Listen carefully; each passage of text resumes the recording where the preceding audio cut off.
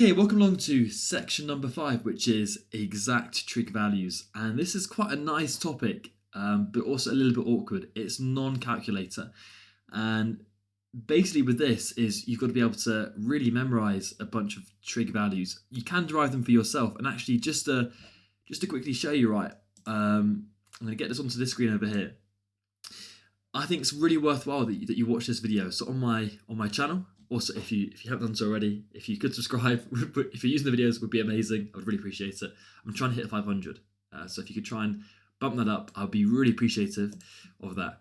Anyway, apologies. If you go into playlists and under grade 5, which is, I can't see it right now. There it is, grade 5. Let's pause that. You want to scroll down to, I think it's number 23, which says deriving the exact trig values. And then maybe even watch the video afterwards, which is exact trig values exam questions. But this really goes through the topic, right? And it kind of says, up here that you've used grade 5 trig to find missing signs. Okay, that's fine. Right. But it says there are some exact values of trig that you must memorize in order to answer non-calculator questions. So for example, you've got values of sine, cos and tan between 0 and 90 that give you these nice exact values. Now, what I really mean by this, normally, like if I go and type in something like this, I don't know, like sine of the angle 2 degrees, for example, you get a horrible decimal. But there are some values, like sine of 30. Okay, if I type in sine 30, well, you can see from the table, that will give me a half, and it does. And this is really useful. You can work with these really nicely. Yeah, so these are called exact values. And to be honest, you've basically got to memorize these. Let's just try another one. Let's go and try cos of 45. And it might come out differently. I'm actually hoping that it does. Yeah, there you go. Right, cos 45 is 1 over root 2, which is actually the same thing as root 2 over 2.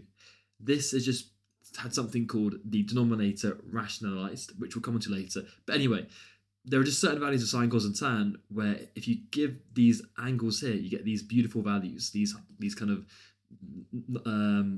fractional values. But for most of the angles, like, I don't know, cos 44, you get a horrible decimal, which you can't work with. So to be honest, you've basically got to memorize these. But in this video, I derived them. I work through how you prove all of these cases. So I think this is quite a nice video to watch, and I recommend you do watch it. And then, so I just go through the whole video. I just kind of prove where all of these angles come from. And then the next video is me going through a bunch of exam questions. These are actually really good questions looking back at it. Yeah? Anyway, back to the to the booklet. And let's go through it. So I'm just going to grab some water before I continue. Okay. Right, so got everything set up. Good. Let's have a look. So question 28 just simply says, write down the value of sine 90. Now, this is without a calculator. You've got to be able to pick out from that table that sine 90, okay, is simply equal to 1, right? The answer is 1. And we can check that on the calculator. You can't use a calculator for these questions, but again, just to show you last time, if you typed in sine 90, you get 1.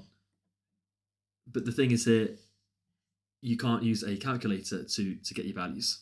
Yeah, so you've got to be able to know them off by heart. Good. Question 29 says this. Show that the value of 6 sine 30 plus 2 cos 30 times 4 tan 30 is an integer, which means a whole number. Now, let's just look at each part as it comes. Sine 30, okay, using our table of values and being able to memorize it, sine 30 is equal to a half.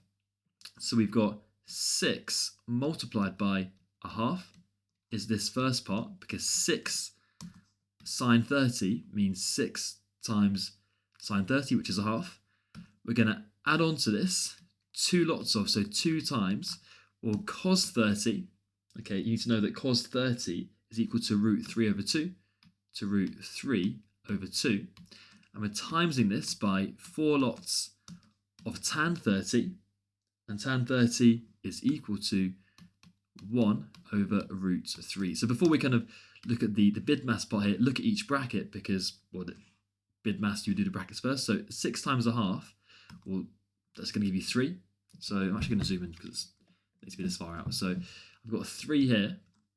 Adding on to this, now 2 times root 3 over 2. Just to make it really, really clear here, right? 2 you can write as 2 over 1 because they mean the same thing. 2 divided by 1 is 2. Times it by root 3 over 2. Now you might just recognise that they're going to cross cancel, but and they do cross cancel, so they're going to cancel out to leave you with just root 3 over 1, which is root 3. So the next part in the bracket is going to be plus, this is root 3. And we're timesing this by 4 times 1 over root 3. And again, to make it really clear with this one, 4 you can write it as 4 over 1, timesing it by 1 over root 3. Okay, again, the 1's cross cancel, so you've got 4 over root 3. So timesing it by, then this bracket here goes to simply 4 over root 3. So I've got 3 add root 3 times 4 over root 3. Now, bid mass, you do the multiplication first. So we're going to go and do root 3 times 4 over root 3. And again, right, to make it really clear here, root 3, you can write it as root 3 over 1, timesing it by 4 over root 3. The root 3's here are going to cancel, leaving you with just 4 over 1, which is simply 4. So this part, okay, I'm going to put it into a bracket over here, simply goes to just being equal to 4. And then I've got 3, add the 4, 3 add 4, which gives us 7, which of course is an integer, a whole number. I think these questions are really nice, but to be honest, you can't answer them if you don't know the exact trig values. Okay, so that's really important that you do know those. I should check the mark scheme. Question number 29 is equal to... the mark schemes are a pain to look at, sorry. Question 29, where's it gone? 7 is perfect. Okay, so there we go. Good. There we go. Question number 30 is down here. And what I should really said actually, maybe at the start of the video, is I would have those exact trig values next to you or printed off or just somewhere that you can refer to them for the time being if you need to. Eventually, you've got to be able to memorize them, but maybe for the time being, just have them with you so you can work through these problems. Question 30 says, use trig to find the value of x. So just like a typical trig problem, I've got an angle on a side. I'm trying to find x. Label up your triangle. So again, the side opposite the angle, you call it the opposite side, but there's nothing there, so we leave it blank. This is the hypotenuse opposite the right angle. Let's go and call that h. And this is the adjacent. Again, I've left this side blank here because there's no information there. What I would go and do now is I'd always write down my mnemonic SOHCAHTOA, just to help remind us what we need here. I've been given A, I've been given H, so that's A and H, which is K. And then from here, I would draw up my equation triangle, definitely. So get this written out. Okay, so I've got this over here, where of course the A part goes at the top of the triangle, goes up here. And C stands for cos of the angle, and H goes down here. And this is all without a calculator, but it's all going to become clear. Now I'm trying to find the value of x, which is the adjacent side. So I put my finger over that A, okay, and I go and say that, well, A must be equal to cos theta multiplied by the hypotenuse. So my finger's over the A, so it's going to leave me with cos theta times hypotenuse. So cos of the angle theta times hypotenuse. Substitution, A is x, which is what I'm trying to find, which is why the equation triangle is so useful. It just gets it straight into the thing you're trying to find straight away. I've then got cos of the angle theta, well, the angle is 60, multiplied through by the hypotenuse, which is 8. And then we can recognise from our table of values that cos 60 is an exact trig value, and it's a really easy one. Okay, cos 60 is equal to a half. So I've got x is equal to a half multiplied by 8, and half of 8 gives me 4. So that is my answer, the 3 marks. So if you don't know the trig values, it becomes tricky here. What I do say to my students is, right, if in doubt in the exam, if you forget in this kind of typical question what cos 60 is equal to, if in doubt, put a half.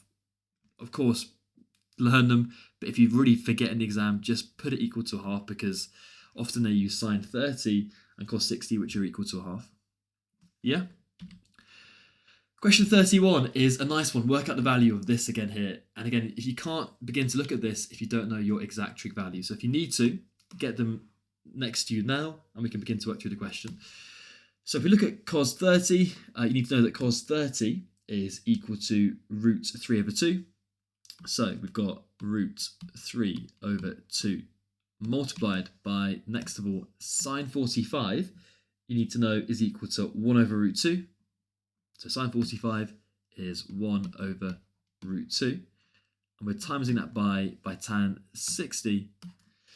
And tan 60 is equal to root 3. So multiplied by root 3. Okay, and that's all being squared up here. Now again, I've just taken these values from, I'm going to get this up again, from this stuff up here. Yeah, so these, from these numbers. So you need to memorize these. Okay, that's really, really important. Let's go back to this. There we go. There we go. And now we've got to go and work through this. Now, we're multiplying everything within the bracket, so the order doesn't matter here because multiplication is commutative. Let's begin by looking at the first part. Root 3 over 2 times 1 over root 2. Or no, actually what I'm going to go and look at first is, let's look at this part here. Root 3 over 2 times root 3. I'm going to rewrite it over here. Root 3 over 2 multiplied by, now root 3 you can write it as root 3 over 1. Now on the numerator timesing fractions, root 3 times root 3 is equal to root 9. That's how surds work. Okay, you just times the numbers within the surd and keep the root sign there. And root 9 is equal to 3. The square root of 9 is 3 on the top. And then you've got 2 times 1, which is simply 2. So you've got 3 over 2. So we've got 3 over 2 multiplied by this remaining 1 over root 2. Okay, and timesing fractions, we've got 3 times 1 is 3 over 2 times root 2. You just simply write it as 2 root 2. If that was like an x, you just write it as 2x, the same sort of thing here. And that's your answer. Okay, so 3 over 2 root 2. Now, if you wanted to, I haven't taught you this topic yet, year 11, you could go and rationalise the denominator. That just means you want to get the surd onto the numerator. I'm not actually going to go through that because it might confuse us. But that is going to be the answer. Just check the mark scheme to make sure I've made no mistakes.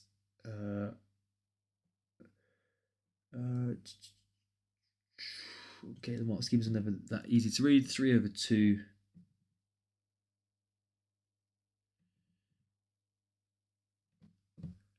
Oh my goodness! Right, I've made a really silly mistake there, guys. I'm really sorry.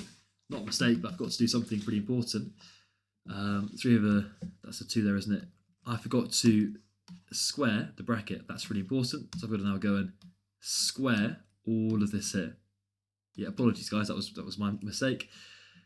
So this means I'm going to go and take my fraction 3 over 2 root 2 and multiply it by itself, 3 over 2 root 2.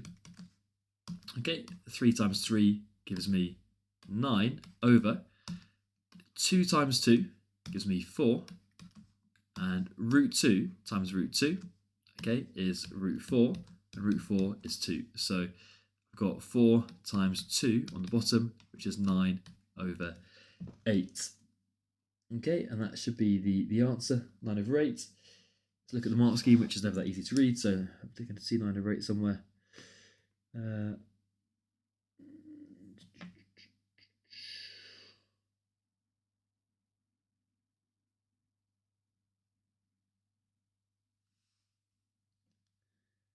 There we go, 9 over 8. Perfect. Looking good. Sorry, the mark schemes are never that clear. The answer is 9 over 8. Okay. Perfect.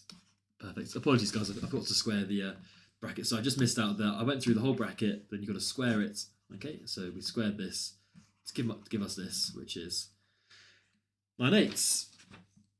Perfect. Question 32 is below. And it says, the diagram shows triangle ABE. So A to B to E, and a rectangle BCDE. Perfect. Area ABE, so the area of the triangle is equal to the area of the rectangle. Very nice. Work out the length of B to E. Okay, this is looking like quite a nice question, and I think I've just realised here that this is actually a non-right angled trigonometry question. but we can, yeah, question 32. Sorry, guys. Right, number 32.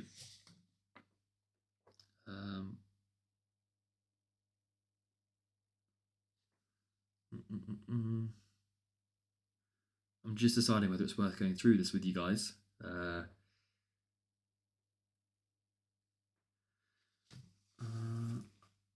Oh, sorry, it also says right up here, BC, B to C is 4 centimeters shorter than BE. Okay.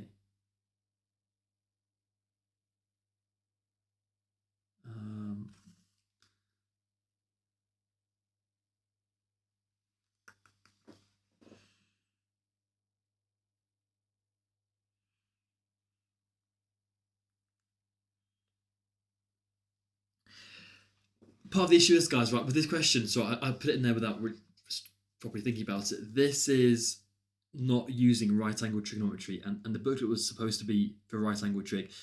This, because this triangle here, and it's talking about area, it's going to be something called half AB sine C to work out the area of this triangle, and I don't want to get into that on this. I'm going to just say, year 11, ignore question 32. Yeah, for the time being.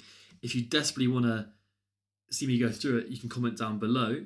But this is like grade 7, grade 8 trigonometry, which was not the intention of this. I don't even know if you've been taught that, to be honest. It's not the intention of this video. So that was my mistake, putting the question in there. But if you want me to go through it, comment below and I can do that.